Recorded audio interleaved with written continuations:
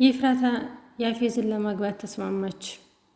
ያፌዝ በያዘው ሊሞሪ ሰው እንደገደለ አድርጎ የያዘው ሊሞሪ አሳያት። ይፍራታም በጣም ተጨነቀች። ይህንን እሱ አያደርግም አንተ ነህ ያስገባት አይደለም አለችው። ያፌዝም አሁን እስር ቤት ሊወስዱን ነው፣ ስለዚህ ውሳኔሽን ቶሎ አሳውቂኝ አላት። እንዲሁም ስልክ ደወልና እስር ቤት እንዲወስዱት የያዘውን ፋይል ለፖሊሶቹ እንዲሰጣቸው እያወራ ገባ። ይፍራታ በጣም ተጨነቀች። ስልክ እያወራ የነበረው ግን ዝም ብሎ ነበር ይፍራታን ለማስጨነቅ። ምክንያቱም የያዘው ፋይል ትክክለኛ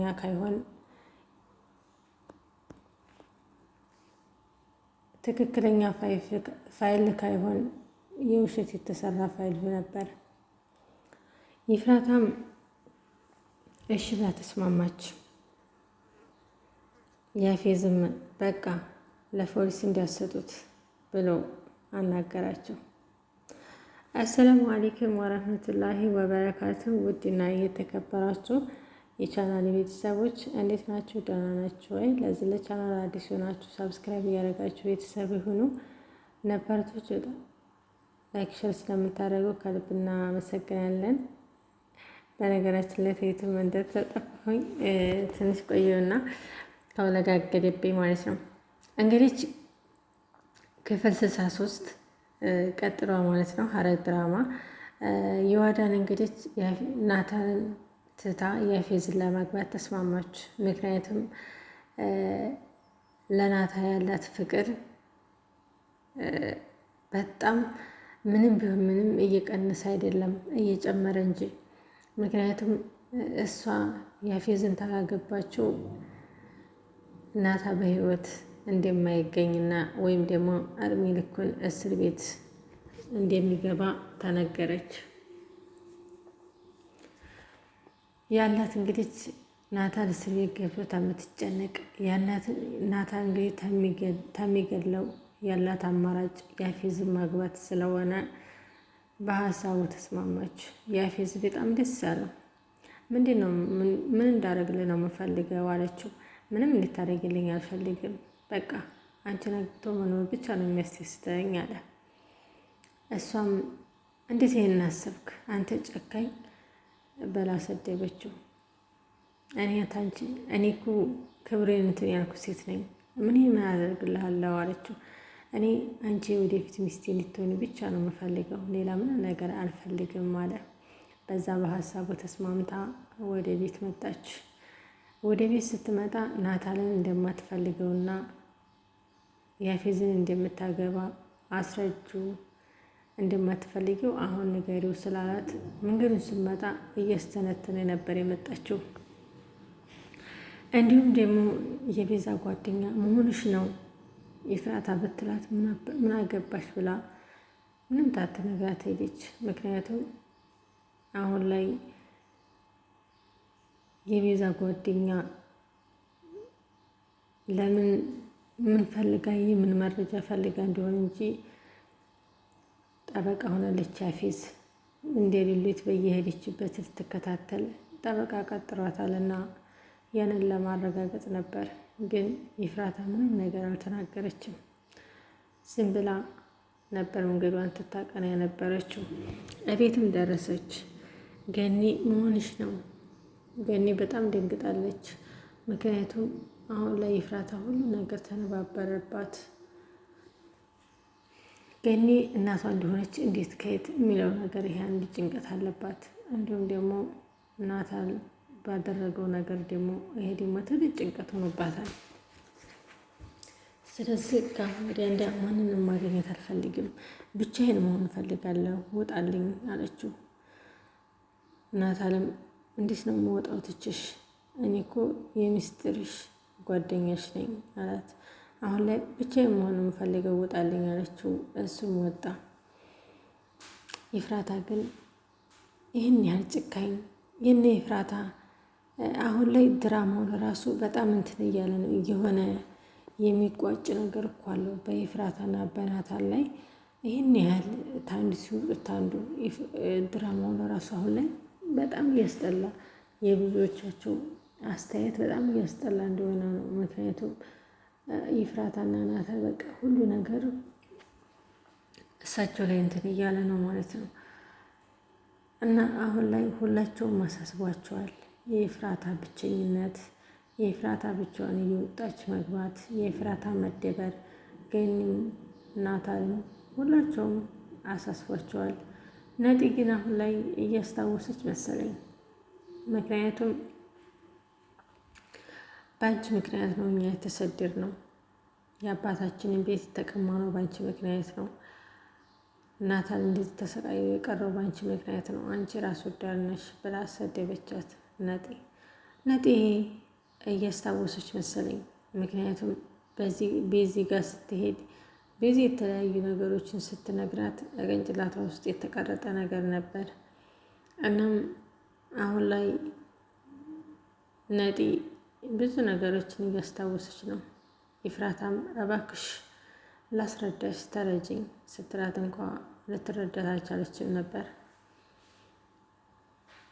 ይፍራታም እንግዲህ አሁን ላይ ሁሉ ነገር ከባድ ሆኖባታል። ምክንያቱም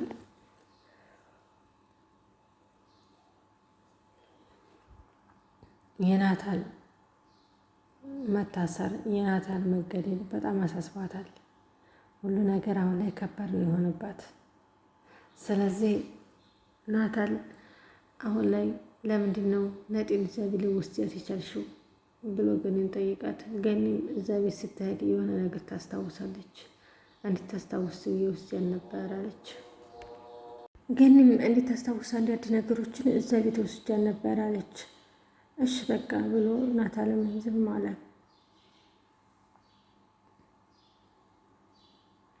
ምክንያቱም እዛ ቤት ስትሄድ አንዳንድ ነገሮችን እያስታወሰች ነበር። ብዙ ነገሮችን አስታውሳለች።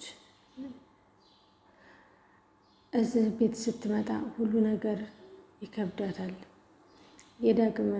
ዳግምን ስልክ ደውላ በጣም ደብሮኛልና ከቤት ታወጣኛለህ ብላ ደወለችለት። እሺ ችግር የለውም አወጣሻለሁ አላት። የዳግም ወንድም መጥቶ ነጢን ይዟት ወጣ። ነጢ ግን ደስተኛ አልነበረችም። ምክንያቱም አንዳንድ ነገሮችን ሲያወሩ የኔ እናትና አባት በጣም ሀብታም ናቸው፣ ግን በመካከላቸው ፍቅር የለም አለች። ምክንያቱም እናቴ አባቴን በጣም ትወደዋለች፣ እሱ ግን እናቴን በጣም ይጨቀጭቃታል። እኔም በጣም ስለሚወደኝ ምንም ነገር አይናገረኝም። ናታንም ግን 3 ቀን 4 ቀን በር እየዘጋ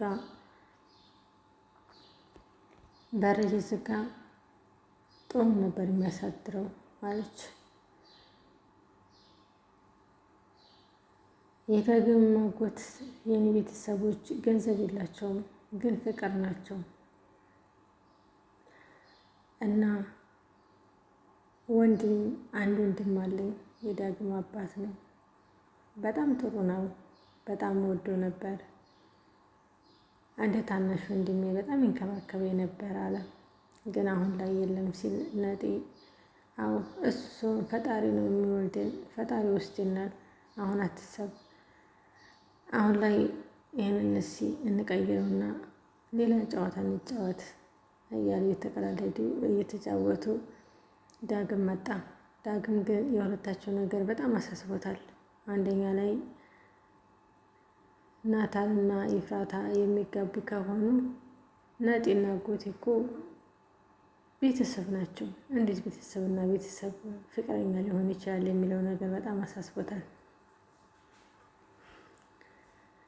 ቤተሰብማ አንሆንም፣ ምክንያቱም እኔ አንተ ጋር ነው። አዎ ቤተሰብ ይሆናሉ። ስለዚህ ይሄ ነገር በጣም ስላጓጓው እንደዚህ ያለ ነገር አትቅረብ፣ እሷን ስታገኝ ፊት ለራሱ ይቀይራል እያሉ ነበረ። አሁን ላይ አንዳንድ ነገሮችን እያስታወሰ ስለሆነ ነጢ በጣም ሰግቷል። ምክንያቱም ሁሉን ነገር የምታፈርጠው ከሆነ ይፍራታ በጣም ትጨነቃለች። ናታ ስላደረገው ነገር በጣም አስጨንቋታል። በዛ ላይ ደግሞ እናቷ ገኔ ስለሆነች የሚባለውን ነገር እሺ ብላ ታተቀበል ሁሉ ነገር በቃ ጨለማ ሆኖባታል። ገኒ እናቴ ብትሆን ብላ ትመኛት ነበር። ምክንያቱም ገኒ ወልዳ የጣለቻት ማሳደግ ስላልቻለች ነበር።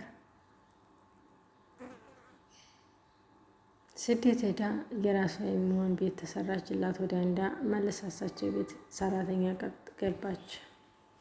ናታልም አሁን ላይ የኤፍራታ ነገር በጣም ግራ ገብቶታል። ምክንያቱም ኤፍራታ አሁን ላይ አትናገርም፣ ምንም አትልም፣ ብቻዋን ገብታ መውጣት ብቻ ነው እና በጣም ግራ ገብቷታል።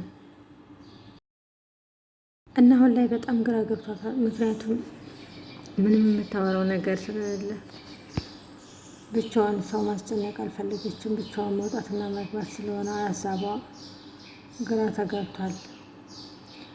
ኤፍራታ መቼ ነው የጭንቀት የሚለቃት? ሁልጊዜ አንዱ ስትዋጠው አንዱ። ቤዝም እስር ቤት በስብሳ ቀረች።